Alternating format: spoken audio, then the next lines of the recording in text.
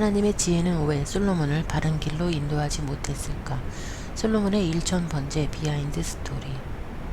솔로몬 이야기 일부에서는 하나님이 하지 말라는 것 3가지를 모두 해버린 솔로몬 이야기를 다루었습니다. 그러면서 솔로몬을 의의 길로 인도하지 못한 하나님의 지혜에 의문을 던졌습니다. 네차비는 그 답을 솔로몬의 일천번제 배경과 과정 그리고 그 의도를 통해 얻었습니다. 그래서 이제 솔로몬의 일천번제 배경과 과정과 의도를 이야기하려고 합니다. 여러분도 한번 찾아보시길 바랍니다. 다윗이 늙었습니다. 다윗의 아들들은 이제 다윗의 건강보다 누가 차기 왕이 될지에 온 관심이 쏠렸을 것입니다. 왕이 될 자에게 줄을 잘 서야 숙청당하지 않고 오래오래 살 수 있으니까요. 성경에 이름이 기록된 다윗의 아들들은 19입니다.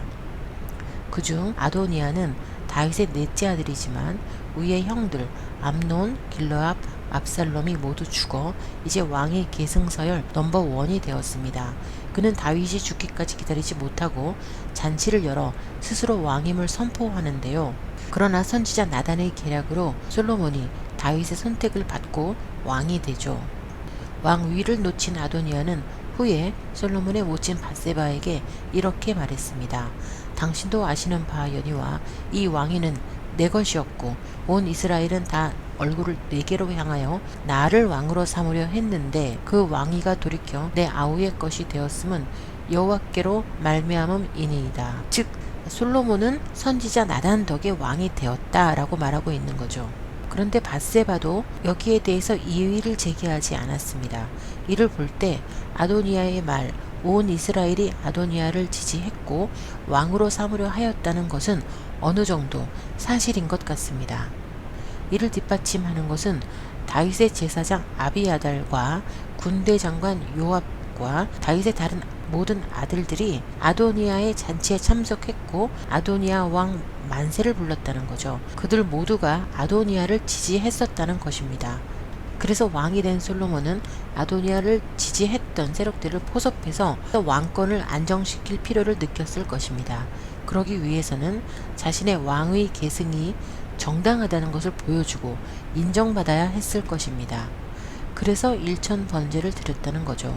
열왕기 저자는 그가 하나님을 사랑해서 일천번제를 드렸다라고 기록을 했지만 그러기엔 일천번제의 규모가 너무 큽니다. 허세가 보인다는 거죠. 2가지 허세가 보이는데요. 허세라는 것은 쇼잉 오프, 보여주기 위해 하는 게 허세죠. 하나님을 사랑해서라면 골방에서 기도하듯 조용히 경건하게 진심을 다해 제사를 드리면 됩니다. 그런데 솔로몬은 1000번이란 숫자에 집착을 한 겁니다. 그것이 허세라는 거죠. 보여주기가 목적이었을 테니까요. 1000번제, 10번도 아니고 100번도 아니고 1000번을 드려야 1000번제인데요. 실제로 1000번제를 드린 것은 그런데 솔로몬이 아닐 겁니다. 제사장들일 겁니다. 즉 1000번의 제사로 온몸이 쑤시고 굳은 살이 배기고 무릎 슬개골이 나간 사람은 솔로몬이 아니라 제사장들이라는 것입니다. 1000번째 후 제사장들은 알아 누웠는데 솔로몬만 단잠을 자며 하나님 꿈을 꾸었다는 것인데요. 과연 하나님은 이 1000번제를 기뻐 받으셨을까요? 의문입니다. 그리고 솔로몬의 1000번제에서 보이는 또 다른 허세는 굳이 예루살렘을 떠나 기브온에 가서 제사를 드렸어요. 그 이유는 단 하나, 그곳이 이스라엘에서 가장 큰 산당이었기 때문입니다. 솔로몬은 가장 큰 산당에서 화려하게 제사를 지내고 싶었던 것이죠. 나중에 솔로몬은 예루살렘 가까운 곳에 자신을 위해 산당을 지었습니다. 그런데 그 산당에는 그모스와 몰록이라는 이방신이 있었을 것입니다.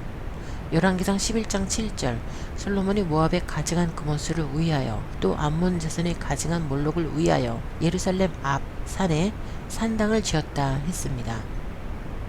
그러니까 이를 볼 때 솔로몬이 하나님에 대한 사랑의 진정성을 의심할 수밖에 없다는 거죠.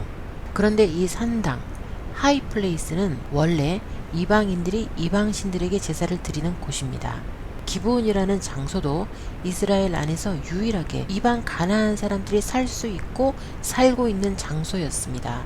그러니까 솔로몬은 굳이 예루살렘에서 벗어나 이방인 마을에 있는 산당에 가서 제사를 드렸다는 것입니다. 가장 크다는 이유로요. 기브온에 대해 좀 더 알고 싶으시다면 여호수아서 9장, 사무엘하 21장이나 저의 동영상 미갈편을 참조하시기 바랍니다.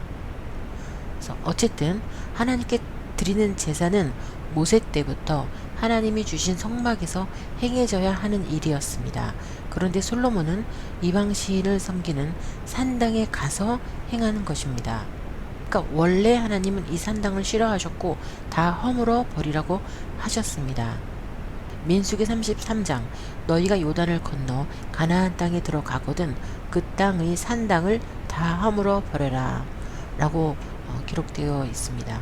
다윗은 이를 잘 알고 있었습니다. 시편 78편을 보면 저희가 산당에 모여 하나님의 진노를 격동시켰다.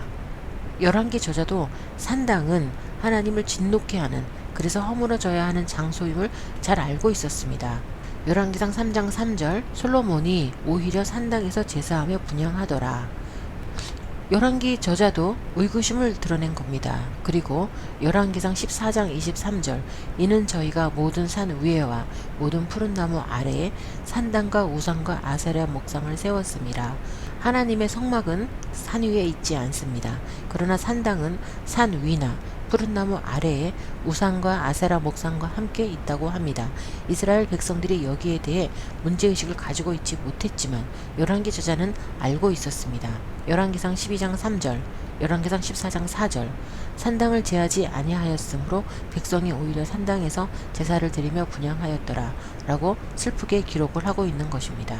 정리하면 솔로몬은 이스라엘에서 가장 큰 기브온 산당에서 1000번의 번제 제사를 드렸는데 이는 보여주기 위한 허세의 의도가 있었으며 그 의도는 사남 아도니아를 따르던 반대파를 포섭하고 잠재워 왕권의 안정과 지지를 얻고자 함이었다는 것입니다. 이것이 1000 번제의 배경이고 의도입니다. 그런데 마침 솔로몬은 1000 번제 직후 하나님의 꿈을 꾼 것이죠. 그는 정말 이 꿈을 꾸었을까요?